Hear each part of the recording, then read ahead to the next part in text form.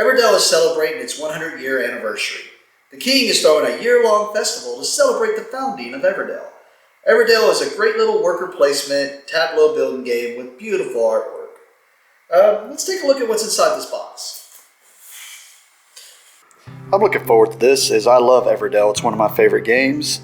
I love trying to build my little city, see what type of animals I can attract to it, see what type of buildings I can get in, and just overall just the enjoyment of the artwork. And as you can see, it's on the cover here. Pretty good artwork, about the same you see in the game. Back of the box kind of shows what's all going to be kind of added. We're going to see components added for 5 to 6 players, which is pretty cool because it was limited to 4 originally. It does require Everdell in order to play this. You have to have the base game. Looks like it adds a board with some more meeples. Let's see, it tells you everything down here what it adds. We have the Bellfaire board, which looks like it's going to replace the big giant tree. 7 Garland Award tiles, 6 player boards, which I'm assuming are these, 15 player power cards, which that's what's got me most excited, is the idea of getting player powers for my meeples. I like games that exhibit player powers and give you unique abilities to use. Some extra forest cards for some randomness, cardinals and toads, some extra frog ambassadors to go along with the Pearlbrook expansion, flower festival tile, a market board, 4 market tokens, a rugwort token, 9 special event cards. I'm probably going to butcher this, 8 axolotl tokens, and a rulebook. So let's take a look what's inside of this.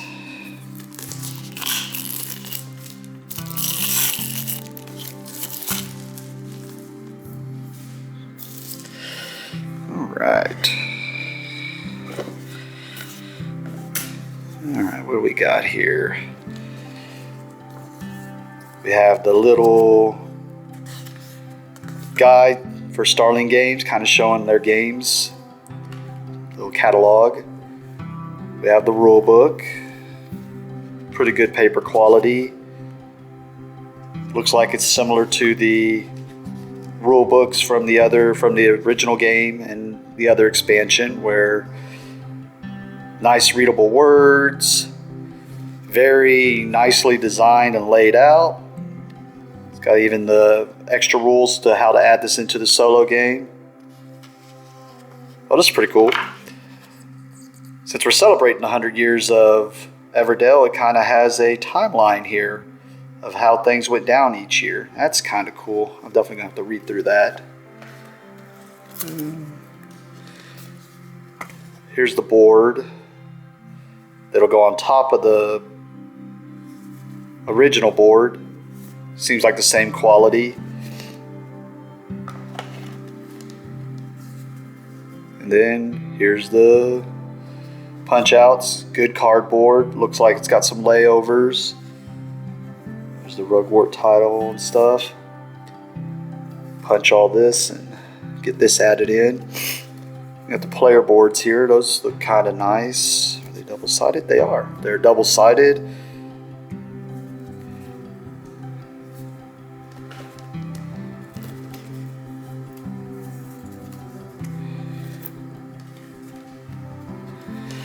Then looks like it's going to have the same insert that most of the games do, where it kind of has spaces for everything so you can add it in.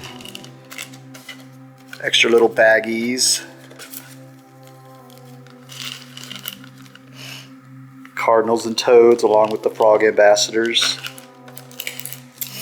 Let's kind of look at the cards. This is what I'm most excited about, is the player powers. I really like the cards. Hope they kept them. Yes, they did.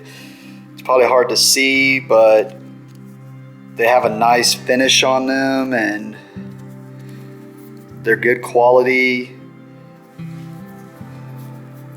Looks like it adds, like I said, the player powers for all the different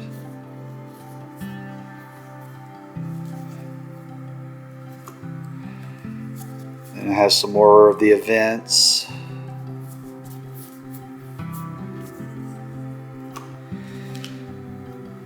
Then the extra forest spaces, which are always adding to the randomness of what goes on in the game. It even has a little token or a little symbol so that you know what the expansion added if you want to take it out. Along with these cards, you're probably going to, these are the sleeves I use, but you're going to need, really if you go with the matte, only a half a box of these. I like these little Arcane Tinman sleeves. The matte ones, you get less in the box, but I like that when you sleeve them up, the cards, all the cards will fit back in there in the sleeves, so it gives you a nice little tuck box. And the insert didn't really design for it, but these are always nice. I like these a lot. You can usually find them at your local game store.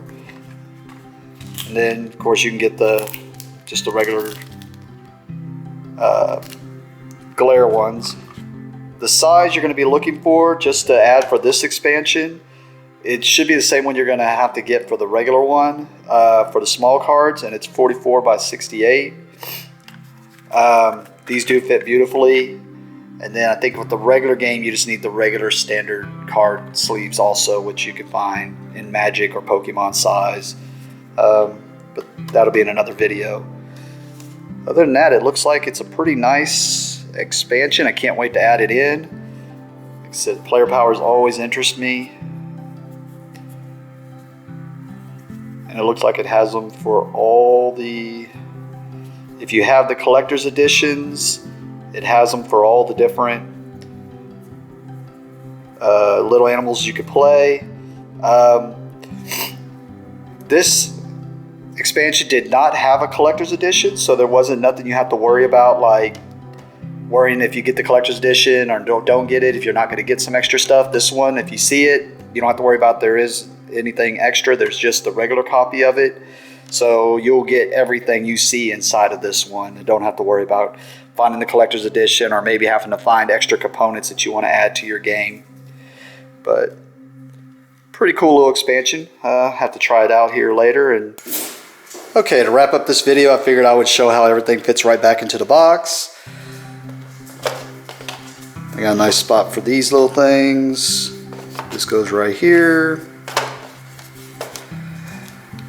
Normally right here is where the cards would go, but as you can see, I've already sleeved them up. I'm gonna add them to the box with the original game in the little tuck box.